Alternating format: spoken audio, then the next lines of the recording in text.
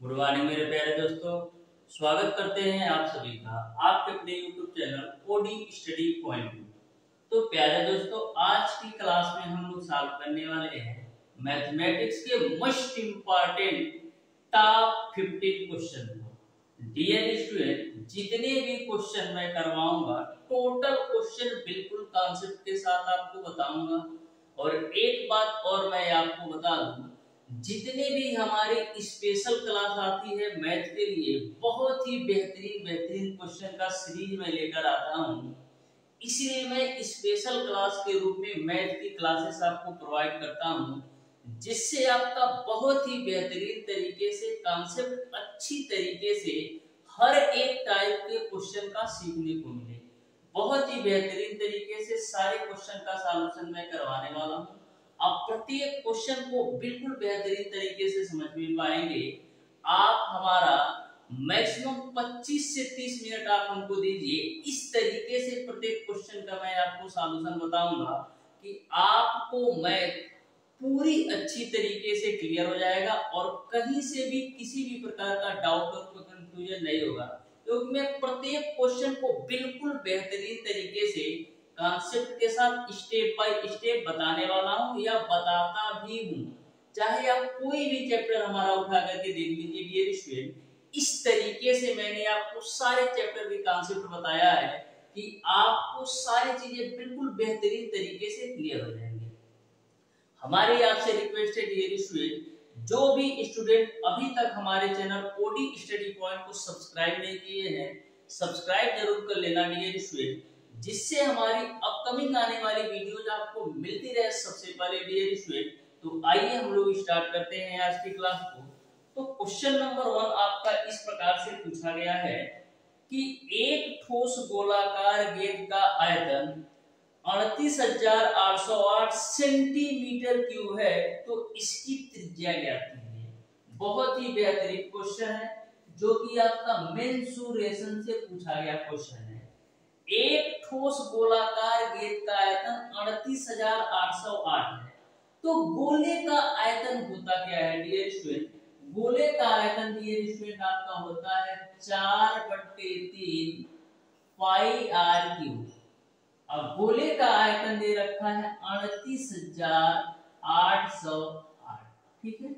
तो आपको त्रिज्या ज्ञात करना है, तो सबसे पहले 4 से कैंसिल करते हैं, तो 4 9 36, 4 7 28, 0 4 दूना 8, यानी कि पाई/3। तो यहाँ पर पाई की वैल्यू रख दो 22/7, 1/3 ऑलरेडी पहले से आर क्यूब बराबर आपको मिल जाएगा 9700। हम 2 से काटेंगे तो 2 11 22 होगा, 2 से काटेंगे तो 2 चौका 2 8 16, 2 5 10, 2 1 2, ठीक है। 11 से कैंसिल आउट करो तो कितना होगा, 11 चौक 44, बचेगा 4 5, 11 चौक 44, 11 के 11, यानी आपने आर क्यूब की वैल्यू निकाल लिया 441 गुणे का 21 के रूप में। तो यहां से आर क्यूब बराबर हम क्या लिख सकते हैं, 21, 441 को हम क्या लिख सकते हैं, 21 का स्क्वायर गुणे 21 के रूप में। तो यहां से आप आर की वैल्यू निकालोगे तो 21 सेंटीमीटर मिल जाएगा, यानी कि जो त्रिज्या होगी वो आपका 21 सेंटीमीटर हो जाएगा। तो बहुत ही बेहतरीन तरीके से मैंने आपको इस क्वेश्चन का सॉल्यूशन बतवाया है, यानी कि क्वेश्चन नंबर 1 का डियर स्टूडेंट आपका ऑप्शन नंबर ए सही हो जाएगा, यानी कि जो गोले की त्रिज्या होगी वो आपका 21 सेंटीमीटर होगा।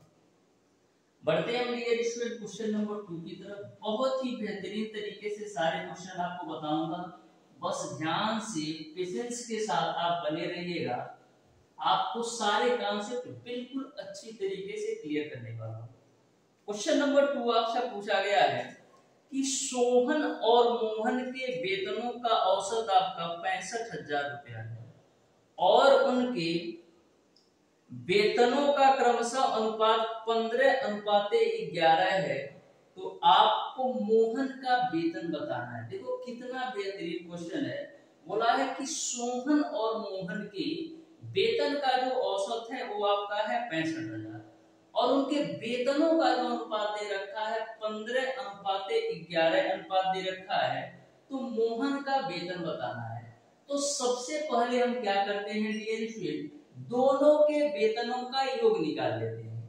तो दोनों के वेतनों का योग कैसे निकालोगे, तो वेतनों का योग, दोनों के वेतनों का योग कैसे निकालोगे, तो वेतनों का योग हम कैसे निकालेंगे, औसत गुणे संख्याओं की संख्या।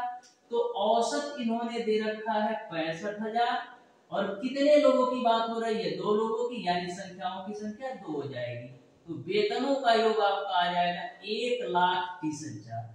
यहाँ तक आपको क्लियर है। मैंने दोनों के वेतनों का योग निकाला। योग कैसे निकाला, औसत गुणे संख्याओं की संख्या 2, क्योंकि 2 लोगों की बात हो रही है, यानी कि दोनों के वेतनों का योग 1,30,000 आ गया। अब अनुपात में दोनों के वेतन 15:11 दे रखा है। अनुपात में दोनों के वेतन 15:11 दे रखा है। तो यदि हम दोनों अनुपात को आपस में जोड़ते हैं, दोनों के अनुपात 15:11 दे रखा है, यदि हम दोनों के अनुपात आपस में जोड़ते हैं तो 15 और 11 कितना होगा, 26 अनुपात। और 26 अनुपात की वैल्यू आप देख पा रहे हैं 1,30,000 के बराबर है। अनुपात में दे रखा है 15:11, यानी दोनों अनुपात को जोड़ेंगे तो 26 अनुपात होगा और 26 अनुपात की वैल्यू 1,30,000 है।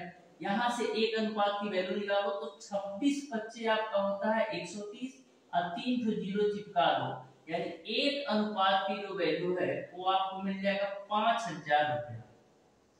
आपको बताना है कि मोहन का वेतन कितना है।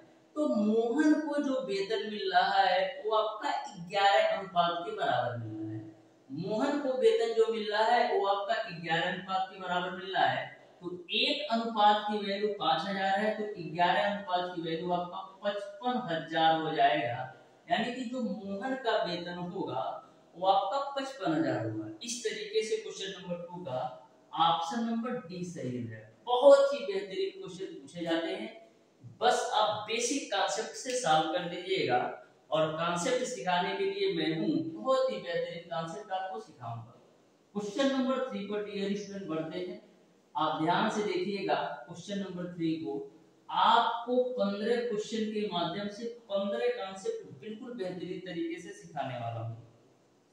क्वेश्चन नंबर 3 आपका है, एक परीक्षार्थी को परीक्षा में उत्तीर्ण होने के लिए 40% अंक प्राप्त करना आवश्यक है, ठीक है। उसे 70 अंक मिले और 20 अंकों से अनुत्तीर्ण हो गया, तो आपको पूर्णांक ज्ञात करना है। एक कोई परीक्षार्थी है जिसको परीक्षा में उत्तीर्ण होने के लिए 40% अंक की आवश्यकता है, लेकिन होता क्या है, वो 70 नंबर पाता है और 20 नंबर से अनुत्तीर्ण हो जाता है। कहने का मतलब ये है कि यदि वह 90 नंबर पा जाता, 70 नंबर तो पाया ही है, लेकिन 20 नंबर से अनुत्तीर्ण हो जाता है, यानी कि यदि वह 90 नंबर पाता तो वह उत्तीर्ण हो जाता। और उत्तीर्ण होने का जो परसेंटेज है वो 40% है, यानी कि 40% की जो वैल्यू है वो आपका 90 नंबर के बराबर है। क्यों?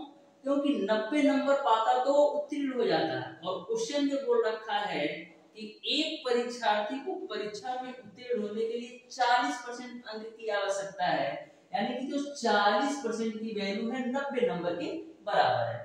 यहां से हम 1% की वैल्यू निकाले तो मिल जाएगा आपको 90/40। अब 100% का निकालो, क्योंकि परीक्षा का पूर्णांक तो 100% ही होगा, तो दोनों तरफ आप 100 से गुणा कर लो, ठीक है। तो यहां से 1 0 से 1 0 कैंसिल, 2 दूना 4 और 2 25 आपका 10 हो जाएगा। 2 से काटोगे तो ये 45 बार निकलेगा। तो 45 25 कितना होता है, 225। यानी कि जो परीक्षा का पूर्णांक है वो आपका 225 नंबर का है, यानी जो पूरा पेपर है 25 नंबर का है। इस तरीके से क्वेश्चन नंबर 3 का ऑप्शन नंबर सी सही हो जाएगा। बहुत ही बेहतरीन तरीके से आपको सारे क्वेश्चन के कॉन्सेप्ट समझ में आ रहे होंगे, क्योंकि मैं बिल्कुल सिंपल और आसान भाषा में सारे क्वेश्चन के कॉन्सेप्ट आपको बता रहा हूँ। बढ़ते हैं डियर स्टूडेंट क्वेश्चन नंबर 4 की तरफ। तो ध्यान से आप प्रत्येक क्वेश्चन के कॉन्सेप्ट को समझते जाना। तो क्वेश्चन नंबर 4 आपसे पूछा गया है डियर स्टूडेंट कि यदि एक वर्ग की सभी भुजाओं की माप में 50% की वृद्धि कर दी जाए तो इसका क्षेत्रफल में होने वाली प्रतिशत वृद्धि क्या होगी, ये आपको बताना है। बहुत ही बेहतरीन क्वेश्चन है, तो बिल्कुल आप ध्यान से समझिएगा। बहुत ही बेहतरीन क्वेश्चन है। बोला है किसी वर्ग के सभी भुजाओं में हम 50% की वृद्धि कर देते हैं। तो देखो कितना सिंपल सा क्वेश्चन पूछा है। यदि मैं मान लेता हूं कि वर्ग की जो प्रारंभिक भुजा है a1 वो आपका 10 है। अब बोला है कि वर्ग की प्रत्येक भुजा में हम 50% की वृद्धि कर देंगे। तो मैंने सबसे प्रारंभिक भुजा मैंने मान लिया है 10। अब जब 10 में आप 50% की वृद्धि करोगे तो 10 बढ़कर कितना हो जाएगा, 15 हो जाएगा। यानी कि 50% वृद्धि करने पर यदि मैं मान लेता हूं कि जो नई भुजा है वो a2 है और a2 की वैल्यू आपका 15 है। यहाँ तक आपको क्लियर है। 10 मैंने प्रारंभिक भुजा माना था वर्ग का, 50% जब वृद्धि किया तो उसकी जो भुजा हो गई बढ़कर कितना हो गई, 15 हो जाएगी। तो आपको क्षेत्रफल में कितने प्रतिशत की वृद्धि होगी ये आपको बताना है। तो वर्ग का क्षेत्रफल क्या होता है, भुजा का स्क्वायर। तो 10 का स्क्वायर करोगे तो 100 मिल जाएगा। अब यहाँ पर भी वर्ग का क्षेत्रफल निकालो, जहाँ पर भुजा 15 सेंटीमीटर है तो 15 का स्क्वायर करोगे तो 225 मिल जाएगा। यानी कि पहले एरिया 100 था, जब हम 50% की वृद्धि किए तो एरिया हमारा 225 हो गया। तो कितने की वृद्धि हो रही है, 125 की वृद्धि हो रही है। किस पर, 100 पर।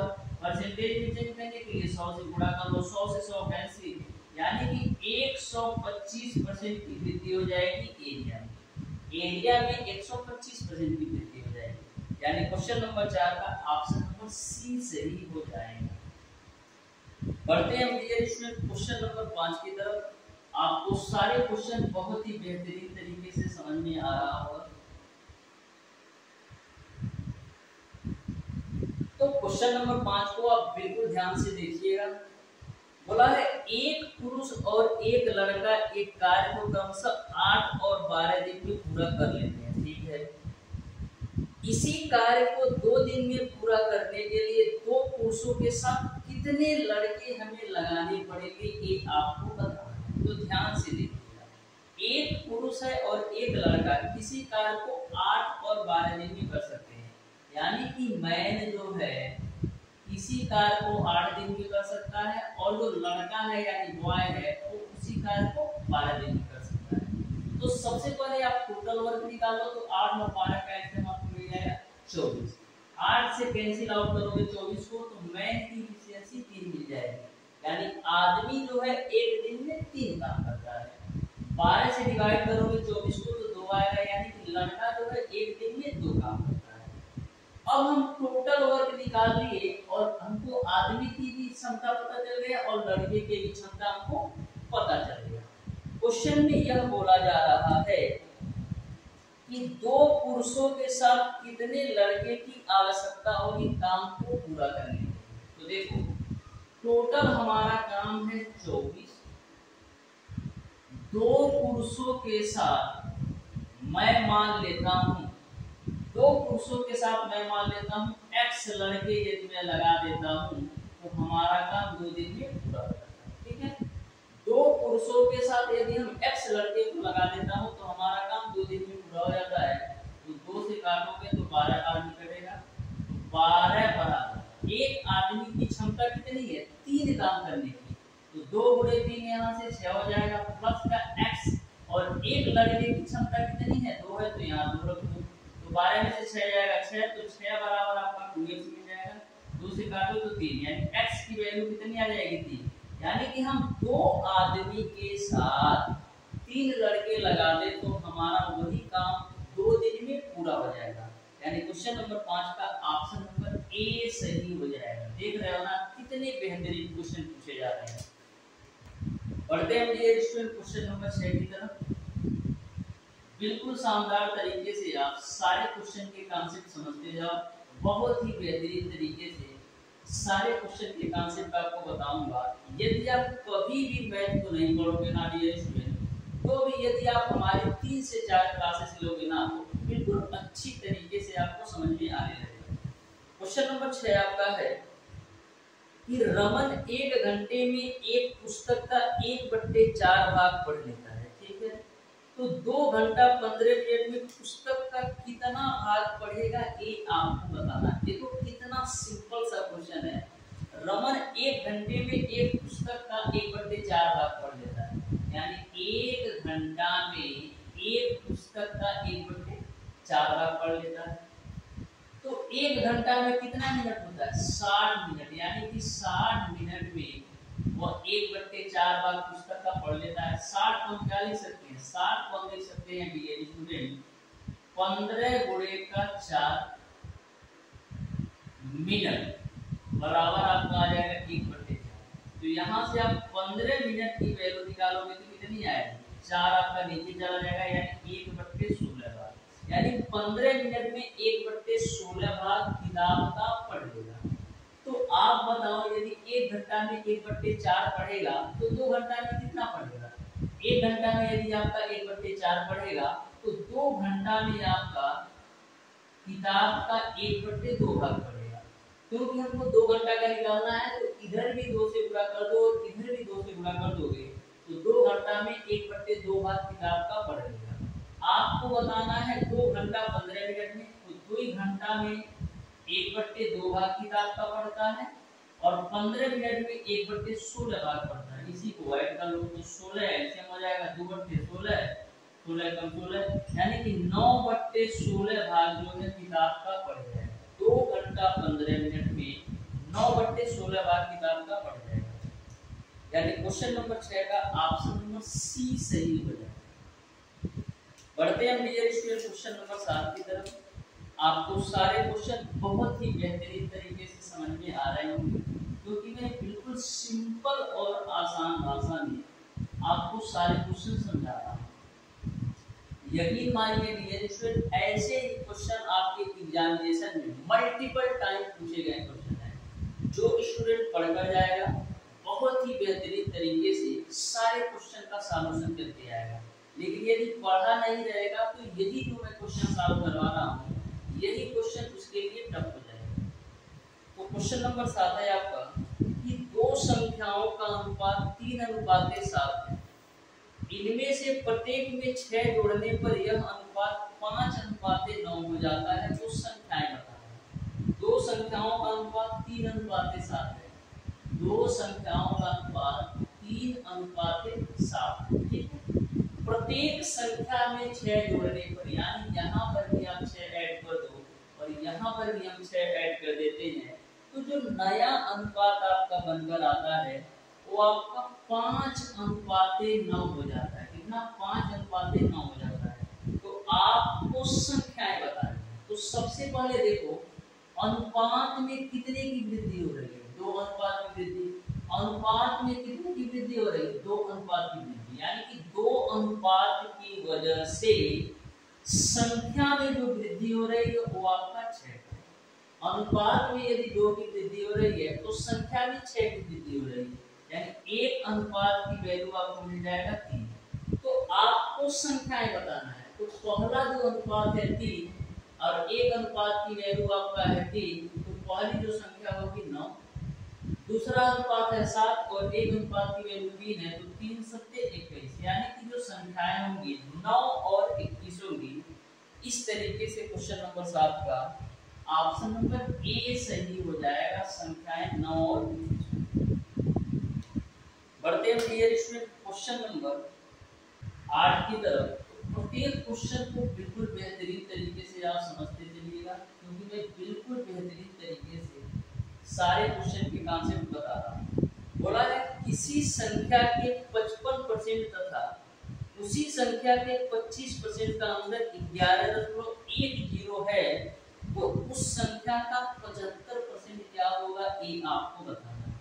बहुत ही बेहतरीन क्वेश्चन, आप ध्यान से देखिएगा। क्वेश्चन नंबर 8 को बोला है कि किसी संख्या के 55%, तो मैं मान लेता हूँ संख्या आपका x है, इसका आपका 55%, ठीक है, तथा उसी संख्या के 25%, यानी उसी संख्या nx का ही 25% का अंतर जो दे रखा है 11.10 दे रखा है, तो उस संख्या का आपको 75% ज्ञात करना है। इसी संख्या का 75% और उसी संख्या के 25% का अंतर 11.10 है, तो आपको संख्या का 75% बताना है। तो यहाँ से कैंसिल आउट कर दो, तो 11 × 55 और 5 × 100, 5 × 25 और 5 × 100, यानी आपको 11x/20 माइनस का 5x/20 बराबर आपको 11.10। यहाँ से कैलकुलेट करिएगा तो दोनों के हर समान है, तो 11 में से 5 जाएगा, 6x/20 बराबर आपको 11.10। यहाँ से 6x बराबर क्या मिलेगा, 20 का गुणा 11.10 में करो तो 2 1 कम 2, 2 1 कम 2, 2 1 कम 2, कितने अंक दशमलव है, 2 अंक दशमलव है, तो यानी कि 222 पूरे मिल जाएगा, क्योंकि a0 का तो कोई मतलब है नहीं, और इस दशमलव से यह 0 खत्म हो जाएगा, यानी कि 2 का हम 111 में करेंगे तो 222 मिलेगा। अब 6 से काटो तो 6 3 18 और 6 7 42, x की जो वैल्यू आ गई वो आपको मिल गई 37, यानी कि जो आपका संख्या है वो आपका 37 है। लेकिन अभी आपका आंसर नहीं है, इस संख्या का 75% निकालना है, तो 37 का आप 75% निकालो, कितना आएगा, तो 25 दिया 75, 25 चौको 4 से काटेंगे तो 4 9 36 10, 4 गुना 4 9 36 10, 4 गुना 8, फिर आपका 2 0 पड़ेगा, फिर 4 5 20, अब गुणा कर लो तो 3 5 15, 3 9 6 1 7 और 3 9 17, यानी कि 27.75% का है। संख्या का जो 75% होगा वह 27.75 होगा, यानी क्वेश्चन नंबर 8 का ऑप्शन नंबर ए सही हो जाएगा। बढ़ते हैं क्वेश्चन नंबर 9 की तरफ। आप प्रत्येक क्वेश्चन को बिल्कुल बेहतरीन तरीके से समझ में पा रहे होंगे, क्योंकि मैं बिल्कुल कॉन्सेप्ट के साथ सारे क्वेश्चन को बता रहा हूँ।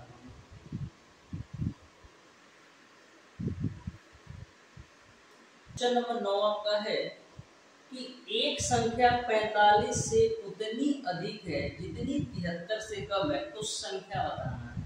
एक कोई संख्या है 45 से उतनी ही अधिक है जितना कि 73 से कम है, तो आपको संख्या बताना है। तो मैं मान लेता हूँ कि 45 से उतनी ही अधिक है, मैं मान लेता हूँ कि संख्या जो है 45 से x अधिक है, और बोला है 73 से उतनी ही कम है, यानी कि 45 से जितना अधिक है उतना ही 73 से कम है, यानी कि 73 माइनस का x, ठीक है।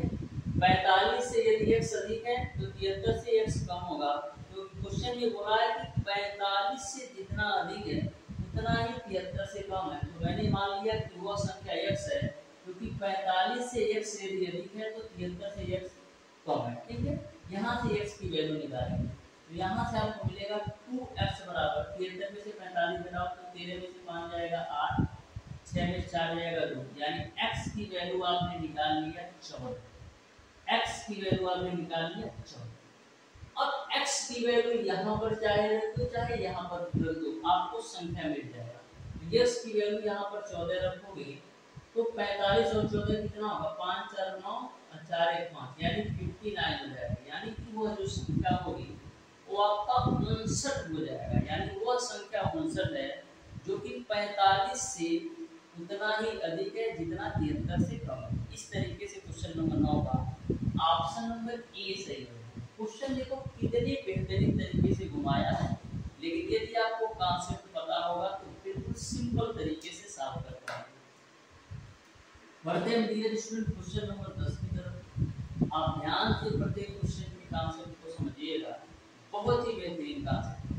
क्वेश्चन नंबर 10 आपके सामने है, देखिए ध्यान से। समीकरण ax² + bx + c = 0 में मूलों की संख्या हो, क्या बोला है, ax² square plus B X plus C बराबर 0 में मूलों की संख्या। तो मूलों की संख्या क्या होती है? किसी भी समीकरण में जो मैक्सिमम घात होता है वही आपका मूलों की संख्या होती है। तो मैक्सिमम घात कितना है? 2, यानी कि मूलों की संख्या कितना हो जाएगा? केवल और केवल 2। इस तरीके से क्वेश्चन नंबर 10 का ऑप्शन नंबर ए सही हो जाएगा। ऐसे भी क्वेश्चन आपके एग्जामिनेशन में पूछे जाते हैं, बिल्कुल डायरेक्ट हल कर सकते हैं बिना पेन उठाए। क्वेश्चन नंबर 11 को आप ध्यान से देखिएगा। बोला है यदि ax³ + bx² + cx + d तो alpha plus beta plus gamma का मान बताओ। देखो कितना बेहतरीन क्वेश्चन है। बोला है ax³ प्लस का bx² प्लस का cx + d बराबर 0 में आप alpha plus beta plus gamma की वैल्यू। तो ध्यान से समझना, आपने पढ़ रखा है डीएलएस में, यदि आपका ax² plus bx plus c बराबर 0 होता है तो यहाँ पर मूलों का योगफल क्या होता है? यहाँ पर मूलों का योगफल अल्फा प्लस बीटा की वैल्यू आपका होता है माइनस का x का गुणांक बटे x² का गुणांक, यानी कि माइनस का b/a हो जाएगा। और यदि ax² + bx + c बराबर 0 दे रखा है तो आपका मूलों का योगफल माइनस का x का गुणांक बटे x² का गुणांक होता है। लेकिन यदि आपका ax³ + bx² + cx + d दे रखा हो और यहाँ पर आपके 3 मूल हो जाएंगे, क्योंकि यहाँ पर क्यूब आपका 3 है, यानी कि जो मैक्सिमम पावर है इस समीकरण का वो आपका 3 है। तो यहाँ पर आपके 3 मूल निकलेंगे जो कि अल्फा बीटा और गामा है। तो यहाँ पर हम मूलों के योग की बात करें तो मूलों का जो योग होगा वो आपका माइनस का x² का गुणांक बटे आपका होगा x³ का गुणांक। इसको आप ध्यान में रखिए। तो यदि 3 मूलों की बात करें तो मूलों का जो योगफल होगा माइनस का x² का गुणांक बटे x³ का गुणांक। तो x² का गुणांक कितना है? b, यानी कि माइनस का b, और x³ का गुणांक आपका है a, यानी कि alpha plus beta plus gamma की वैल्यू माइनस का b/a हो जाएगा। तो बहुत ही बेहतरीन क्वेश्चन था जो कि एक स्टूडेंट के द्वारा भेजा गया था। इस तरीके से क्वेश्चन नंबर 11 का ऑप्शन नंबर ए सही हो जाएगा। बढ़ते हैं डियर स्टूडेंट क्वेश्चन नंबर 12 की तरफ। बहुत ही बेहतरीन कॉन्सेप्ट आपको सीखने को मिल रहा होगा, क्योंकि मैं बिल्कुल सिंपल और आसान तरीके से बता रहा हूँ। तो क्वेश्चन नंबर 12 आपके सामने है, ध्यान से समझिएगा कैसे सॉल्व करना है।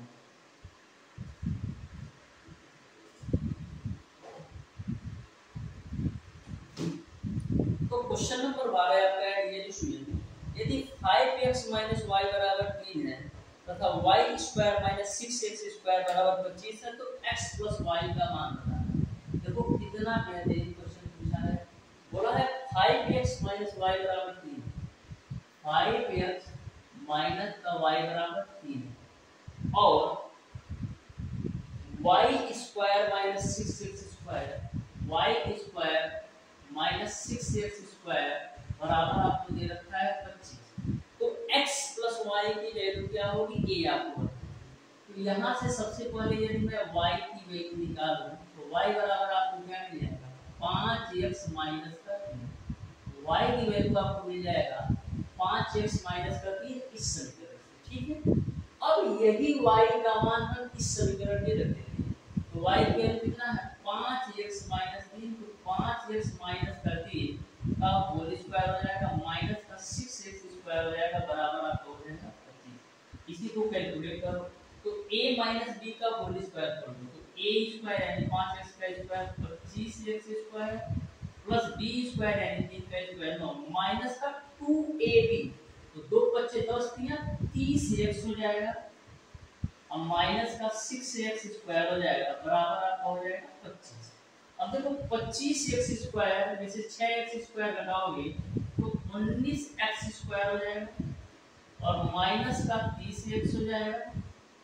अब देखो 25 जब आपका लेफ्ट साइड आएगा तो माइनस के 25 में से 9 घटाओगे तो माइनस का 16 हो जाएगा बराबर 0। यहाँ तक आपको क्लियर है। अब 16 × 19 करना है और जोड़ घटा करके आपको 30 लाना है।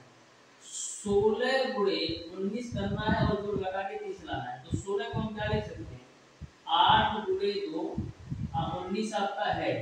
तो यदि मैं 19 का गुणा 2 में कर दूं तो 19 गुणा आपका 38 होता है और 38 में से 8 घटा दो तो हमारा काम बन जाएगा। यानी कि जो हमारा मेथड बनेगा 19 गुणे 8 का बनेगा। 19 गुणे 8 करोगे तो आपका 19 गुणे 16 के बराबर भी आ जाएगा और सॉरी 19 गुणे 2 यानी 38 गुणे 8 का कॉम्बिनेशन बनेगा। यानी कि 38 में से 8 घटाओगे तो 30 भी आ जाएगा और आप 38 गुणे 8 करोगे तो 16 गुणे 19 के बराबर भी आ जाएगा। यहाँ तक आपको क्लियर है। यानी कि इस कॉन्सेप्ट को 30 को हम कैसे लिख सकते हैं, 38 माइनस 8 के रूप में, यानी 19x² माइनस का 38x माइनस का 8x माइनस का 16 बराबर। तो यहाँ से हम कैलकुलेट कर लेते हैं कि तो 19x² माइनस का 38x, इस माइनस का माइनस में गुणा करोगे तो प्लस का 8x माइनस का 16 बराबर 0। अब आगे आप ध्यान से देखें, इन दोनों में कॉमन क्या है, इन दोनों में कॉमन आप देख सकते हो 19 कॉमन ले सकते हो, इन दोनों में आप 19 कॉमन ले सकते हो। तो 19 x कॉमन ले सकते हो, तो 19 x कॉमन लोगे तो क्या मिलेगा, x माइनस का 2, x माइनस का 2 मिलेगा और इन दोनों से हम 8 कॉमन ले लेते हैं तो प्लस का 8 कॉमन ले लो तो x माइनस का 2 बराबर 0। तो एक ब्रैकेट में आपको मिलेगा x माइनस 2 और एक ब्रैकेट में मिलेगा 19x प्लस का 1। यहाँ से x की वैल्यू निकालोगे तो 2 मिल जाएगा और यहाँ से निकालोगे तो निगेटिव मिलेगा, जो कि हमको लेना नहीं है। यानी x की वैल्यू आपने निकाल लिया, अब x का मान यहाँ पर रखोगे तो y की वैल्यू निकल जाएगी। तो x का मान 2 रखोगे तो 5 गुना 10 में से 3 जाएगा 7, यानी y की वैल्यू आपको मिल जाएगी 7। ठीक है ना हो, यहाँ तक आपको क्लियर है। x की वैल्यू 2 इस समीकरण में रखोगे तो y की वैल्यू आपको 7 मिल जाएगी। आपको x प्लस y की वैल्यू निकालना है तो x की वैल्यू 2, y की वैल्यू 7, तो 7 2 कितना होता है 9, यानी x प्लस y की वैल्यू आपको मिल जाएगा 9। इस तरीके से क्वेश्चन नंबर 12 का ऑप्शन नंबर ए सही हो जाएगा, x प्लस y की वैल्यू आपका 9 हो जाएगा। बहुत ही बेहतरीन क्वेश्चन था, बहुत ही बेहतरीन आंसर। ये भी एक स्टूडेंट के द्वारा भेजा गया क्वेश्चन है। पढ़ते हैं डियर स्टूडेंट क्वेश्चन नंबर 13 की तरफ। आप ध्यान से प्रत्येक क्वेश्चन को देखते जाओ, बहुत ही सिंपल और आसान तरीके से मैं बताने वाला हूं। तो क्वेश्चन नंबर 13 आपका है कि √12 plus √12 plus √12 dot dot dot into में x का मान बताओ। देख लो x का मान क्या है, देखो कैसे है। x बराबर दे रखा है √, x बराबर आपको दे रखा है ये √12 plus √12 plus √12 dot dot dot infinity.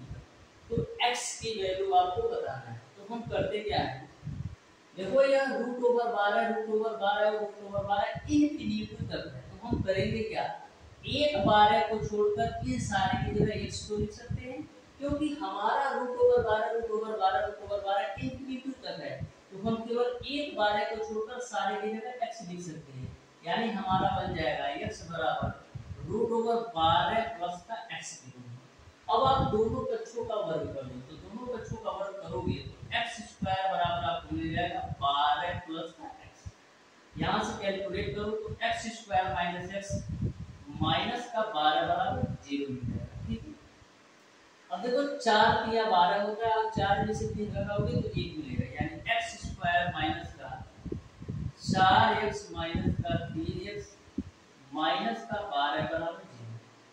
यहाँ से x² माइनस का 4x माइनस का माइनस में गुणा करो तो प्लस का 3x माइनस का 12 बराबर 0। इन दोनों में आप x कॉमन ले लो तो x माइनस का 4 मिलेगा, इन दोनों में आप प्लस का 3 कॉमन ले लो तो x माइनस का 4 मिलेगा। तो यहाँ से डियर स्टूडेंट एक ब्रैकेट में आपको मिल जाएगा x प्लस का 3 और एक ब्रैकेट में आपको मिल जाएगा x माइनस का 4। यहाँ से x की वैल्यू निकालोगे तो माइनस का 3 मिलेगा, यहाँ से x की वैल्यू निकालोगे तो 4 मिलेगा। अब चारों ऑप्शंस को आप ध्यान से देखिएगा, तो आपको 4 किसी भी ऑप्शन में दे दिया है, तो यानी कि 4 तो आपका आंसर होगा नहीं, क्योंकि ऑप्शन में नहीं है 4। -3 आपका ऑप्शन में है, इस तरीके से x की वैल्यू आपका -3 हो जाएगा, जो कि आपका ऑप्शन नंबर ए सही हो जाएगा। ठीक है, तो इस तरीके से इस क्वेश्चन को मैंने सॉल्व करके बता दिया। बढ़ते हैं हम ये क्वेश्चन नंबर 14 की तरफ। बहुत ही बेहतरीन कॉन्सेप्ट आपको सीखने को मिला होगा, क्योंकि मैं बिल्कुल बेहतरीन तरीके से सारे क्वेश्चन के कॉन्सेप्ट आपको बता रहा हूँ। तो क्वेश्चन नंबर 14 आपका है, एक परीक्षा में 90% छात्र उत्तीर्ण हुए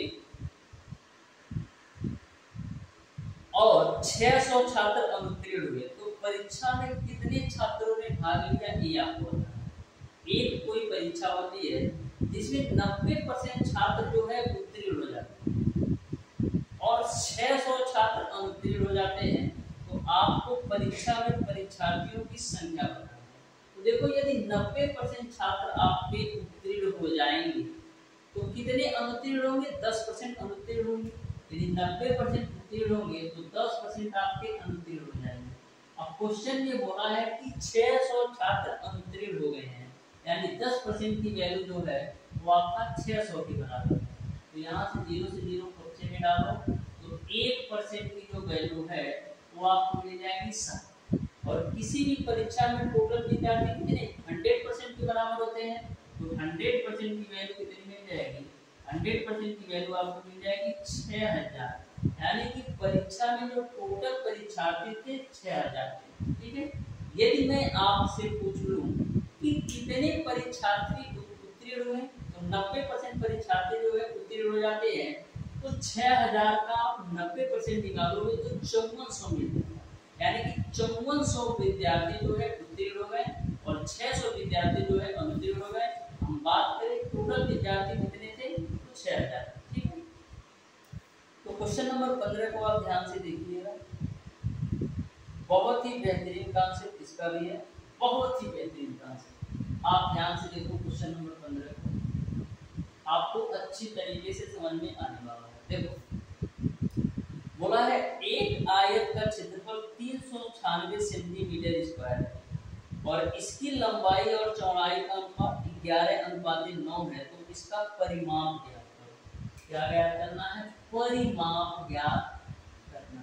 तो ध्यान से देखो, एक आयत का क्षेत्रफल 396 सेंटीमीटर स्क्वायर है और इसकी लंबाई और चौड़ाई का अनुपात 11:9 है, यानी कि जो आपकी लंबाई है 11x के बराबर है और जो आपकी चौड़ाई है वो आपका 9x के बराबर है। तो आपको आयत का परिमाप बताना है। तो सबसे पहले आयत का क्षेत्रफल दे रखा है 396 सेंटीमीटर स्क्वायर। तो आयत का क्षेत्रफल क्या होता है? लंबाई गुणे चौड़ाई। लंबाई गुणे चौड़ाई की वैल्यू दे रखा है 396। लंबाई आपका है 11x, चौड़ाई आपका है 9x, बराबर आपको हो जाएगा 396। 11 से काटो तो 11 3 33, 11 7 9 से काटो तो 9 4 30, यानी x स्क्वायर की जो वैल्यू है वो आपको 4 मिल गया। तो x की वैल्यू आपको मिल गया 2 मिल जाएगा। अब देखो x का मान 2 रख करके लंबाई और चौड़ाई कर लेंगे, तो x का मान 2 रखोगे तो लंबाई 22 आ जाएगा और चौड़ाई आपको 18 मिल जाएगा। चौड़ाई आपको कितना मिल जाएगा? 18 मिल जाएगा। तो आयत का परिमाप क्या होता है? आयत का जो परिमाप होता है वो क्या होता है? आयत का जो परिमाप होता है 2 लंबाई प्लस चौड़ाई होता है। तो 2 लंबाई की वैल्यू 22, चौड़ाई की वैल्यू 18। 18 और 22 दोनों कितना होगा? 40। 40 में 2 करोगे तो 80 हो जाएगा, यानी कि आयत का जो परिमाप होगा वो आपका 80 हो जाएगा। इस तरीके से क्वेश्चन नंबर 15 का ऑप्शन नंबर ए सही हो जाएगा। आयत का जो परिमाप होगा वो आपका 80 है। लास्ट क्वेश्चन एक और बताने वाला हूँ, ध्यान से समझ लो डियर स्टूडेंट, बस आप 2 से 3 मिनट दे दो। बहुत ही बेहतरीन क्वेश्चन है, आपको बहुत ही बेहतरीन कॉन्सेप्ट सीखने को मिलेगा। आप ध्यान से समझना डियर स्टूडेंट। क्वेश्चन नंबर 16 बहुत ही बेहतरीन क्वेश्चन है, बस 2 मिनट। देखो, बोला है कि राम ने 20 रुपया में 5 केले के भाव से केले खरीदे और 15 रुपया में 3 के भाव से बेच दिया, तो उसका लाभ परसेंटेज बताना है। यानी कि 5 केले 20 रुपया में खरीदता है और 15 रुपया में 3 केला बेच देता है तो लाभ परसेंटेज बताना है। तो कभी भी यदि आपसे ऐसा क्वेश्चन पूछा जाता है तो सबसे पहला कदम हमारा ये होता है कि केलों की संख्या समान करना होता है, यानी जितना केला हम खरीदे हैं उतना केला हम बेचेंगे तो हमको पता चलेगा कि कितने परसेंट का लाभ है। तो 20 रुपया में जो है 5 केला खरीदता है, 20 रुपया में वह जो है 5 केला खरीदता है, 20 रुपया में 5 केला खरीदता है और 15 रुपया में जो है 3 केला बेच देता है। तो सबसे पहले हम करेंगे क्या, केलों की संख्या समान कर देंगे। केलों की संख्या समान करने के लिए यहाँ भी हम 3 से गुणा और यहाँ भी हम 3 से गुणा, तो यहाँ पर आपको देख पा रहे हो कि 60 रुपया में वह 15 केला खरीदा होगा। यहाँ पर भी आप 15 केला करो तो 5 यहाँ से गुणा कर देते हैं और 5 यहाँ से भी गुणा कर देते हैं, यानी कि 75 रुपया में उन्होंने 15 केला बेच दिया। अब देख पा रहे हो केले की संख्या समान है, यानी 60 रुपया में 15 केला खरीद रहा है और 75 रुपया में 15 केला बेच रहा है, यानी कि जो 60 रुपया का केला है उसको 75 में बेच रहा है। ठीक है, 60 रुपया का जो केला है वो 75 रुपया में बेच रहा है, तो कितना लाभ दे रहा है, 15 रुपए का लाभ दे रहा है। किसको, 60 पर परसेंटेज में चेंज करने के लिए 100 से गुणा करो, 15 चौको 60, 4 से काटेंगे तो 25 बार में कटेगा, यानी कि लाभ परसेंटेज जो है उसका वो 25% है, यानी कि 25% का लाभ दे रहा है। इस तरीके से क्वेश्चन नंबर 16 का ऑप्शन नंबर सी सही हो जाएगा। तो हमेशा ध्यान में रखिएगा डियर स्टूडेंट, कभी भी ऐसे क्वेश्चन पूछे जाए कि इतने केले खरीद रहा है इतने के रेट से और इतने केले बेच रहा है इतने के रेट से, तो हमेशा आपको केले की संख्या समान रखना है। केले की संख्या समान रखोगे तभी आप एक्चुअल आंसर पाओगे, क्योंकि जितना केला खरीद रहे हो उतना ही केला बेचोगे तभी तो पता चलेगा कि हमको कितना परसेंटेज का लाभ होगा। तो डियर स्टूडेंट, आज की क्लास आपको कैसी लगी, बहुत ही बेहतरीन तरीके से सारे क्वेश्चन के कॉन्सेप्ट को मैंने बताने का प्रयास किया है। फिर भी यदि आपको किसी भी क्वेश्चन में किसी भी प्रकार का डाउट होगा तो आप हमें कमेंट बॉक्स में कमेंट करके जरूर पूछिएगा। मिलते हैं डियर स्टूडेंट नेक्स्ट क्लास में, तब तक के लिए धन्यवाद।